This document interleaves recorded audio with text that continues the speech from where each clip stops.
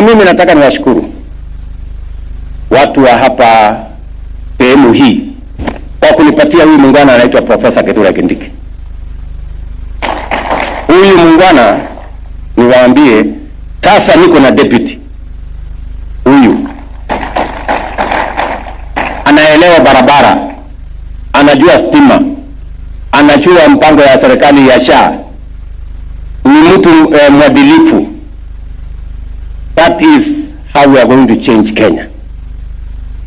Ni mnanielewa? Yes.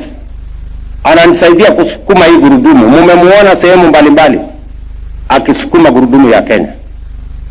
I am very proud that I have a deputy who understands government, who understands what we are doing in agriculture, who understands what we are doing in infrastructure, who understands what we are doing in education, who understands what we are doing in health, and is supportive to the ministers and to me to make sure that Kenya is going forward.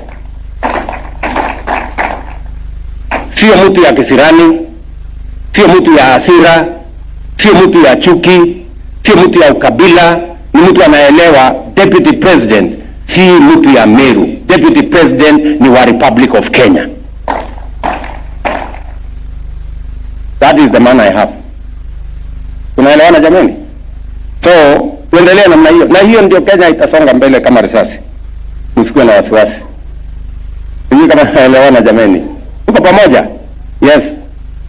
And that is how we are going to move this country forward. Na msikuwe na wasiwasi. Watu wa chuki na hasira mingi na kisirani na chuki na ukabila, they will never get anywhere in Kenya. Because Kenya does not belong to those kind of people. Kenya belongs to the united, prosperous, one nation with a common destiny. Sisi wote ndugu moja.